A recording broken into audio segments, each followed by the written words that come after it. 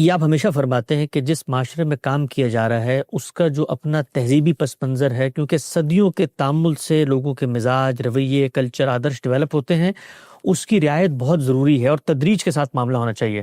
مسلمانوں کی جو اپنی سیاسی ٹریڈیشن ہے 1200 سال کی، اب تو بلکہ 1500 سال ہونے کو آگے ہیں، اس میں ہم نے یہ دیکھا کہ لمبے عرصے تک وہ ملوکیت کے دور میں رہے ہیں، بادشاہت رہی ہے۔ تو اب مسلمانوں کی نفسیات میں سیاسی سٹرکچر کے اندر باہر کیف ایک ایسی شخصیت رچی بسی ہوتی ہے جس کے ساتھ تعلق جو زمین پر گویا خدا کا ایک ترجمان بنتا ہے، خود فقہ کے احکام اس سے متعلق ہوتا ہے۔ آپ نے 5ویں نقطے میں ایک چیز بیان کی تھی کہ جو ہمارے قانونی روایت بنتی ہے اس کو بھی خود ہمارے ٹریڈیشن سے جب وہ جڑے گی تو لوگ زیادہ قانون پسند بھی ہوں گے۔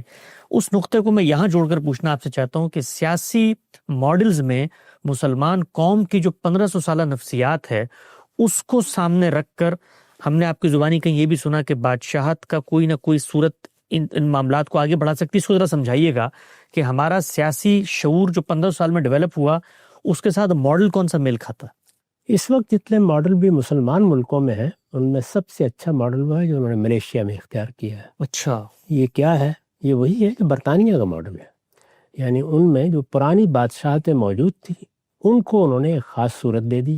ان کے ہاں 9 کے قریب ریاستیں ایسی تھیں جن میں پہلے سے سلاطین چلے آ رہے تھے، ٹھیک، بادشاہتیں چلی آ رہی تھیں۔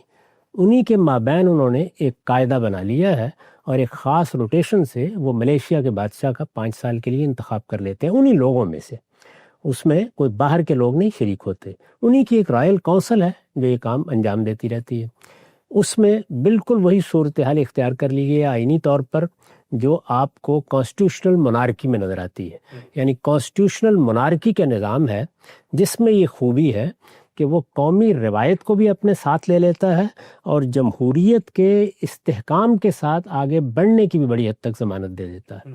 اس میں اقتدار اپنے اصول میں کسی انتشار میں نہیں جاتا، اس میں ایک لمبے عرصے تک قوم کو ایک قیادت کے تحت ہونے کا احساس بھی ہوتا رہتا ہے۔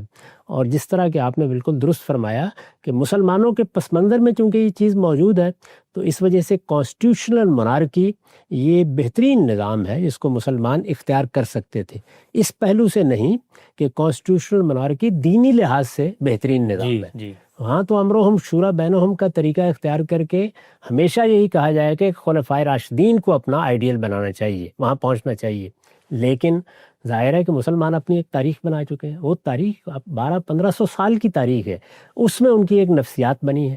وہ خود بھی اپنی جمعیت کے لحاظ سے اتنے تربیت یافتہ نہیں ہیں۔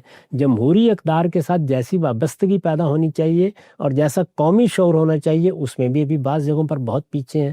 سیاسی جماعتوں کا جو حال ہے اس سے بھی آپ واقف ہیں۔ اس طرح کی صورتحال میں قومی وحدت کو قائم رکھنا، اس میں استحکام کی ضمانت میسر کرنا، اس میں اس سے بہتر کوئی ماڈل نہیں ہو سکتا تھا، لیکن اس جانب بر صغیر میں لوگوں نے توجہ نہیں کی۔ اس کے مواقع موجود تھے اس لیے کہ یہاں ریاستیں تھیں اور ریاستوں میں بالکل اسی طریقے سے جیسے ملیشیا میں ہے اسی طرح ریاستوں میں ان کے حکمران موجود تھے۔ میں نے عرض کیا کہ خود پاکستان جب بنا 17 ریاستیں موجود تھیں۔ بہاولپور کی ریاست بہت بڑی ریاست تھی، کلات کی ریاست تھی، سوات کی ریاست تھی، چترال کی ریاست تھی، دیر کی ریاست، بہت سی ریاستیں تھیں۔ تو اس نوعیت کا نظام بھی بنایا جا سکتا تھا یا اس میں کوئی ترمیم کر کے وہ بہت بہتر ہوتا۔ اس میں شاید عدم استحکام کی وہ صورتیں نہ پیدا ہوتی جو ہمارے یہاں پیدا ہوئی ہیں۔ میں نے تو اس لیے کئی مرتبہ یہ توجہ دلائی کہ اگر یہاں پر وہ ہمارے ہاں کی جو جنگ جس کو ہم جنگ آزادی کہتے ہیں، ظاہر ہے اس کو دوسرے لوگ بغاوت کہتے ہیں، وہ اگر نہ ہوتی تو بر صغیر میں بھی سیاسی مسئلہ اس نوعیت سے پیدا نہ ہوتا۔ یعنی مغلوں کی حکومت ہی کو اقتدار منتقل ہوتا، اگرچہ اس عرصے کے دوران میں جتنا ظاہر ہے انگریزوں نے حکومت کی وہ کانسٹیٹیوشنل مونارکی میں تبدیل ہو چکے اور رکھا بھی انہوں نے۔ اگر آپ کانسٹیٹیوشنل مونارکی کی تاریخ انگلستان میں بھی پڑھیں تو یہ کہیں 19ویں 20ویں صدی ہے جس میں آ کر اس نے حقیقی مونارکی سے حقیقی جمہوریت تک آنے کا سفر کیا ہے۔ یہ سفر اگرچہ بہت دیر سے شروع ہو چکا ہے، اس کو تو 1215 کے میگنا کارٹا سے شروع کیا جاتا ہے، لیکن یہ ایسے نہیں ہوا کہ 2 دن میں مکمل ہو گیا ہو۔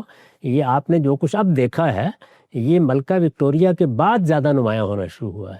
تو اس لیے یہ طریقہ اگر ہو جاتا تو اچھی بات تھی، لیکن اب نہیں ہوا، اور جب نہیں ہوا تو بہرحال جو ہمیں میسر ہے اس میں یہی طریقہ ہے کہ موجود قوتوں نے جو نظام بنا رکھا ہوا ہے اس کو چلنے دیا جائے، اس نظام میں کوئی انتشار اور اختلال پیدا نہیں کیا جائے، لیکن جو آئیڈیل ہے اس تک بڑھنے کے لیے ایک روڈ میپ ترتیب دے کے ساری قوتیں آپس میں مذاکرات کرتی رہیں اور آہستہ آہستہ یہ کوشش کی جائے کہ ہم کسی حقیقی جمہوریت، کسی مثالی نظام یا جس کو امرہم شورا بینہم کا ظہور کہتے ہیں، اس تک اس طرح پہنچ جائیں کہ اس میں کوئی اختلال باقی نہ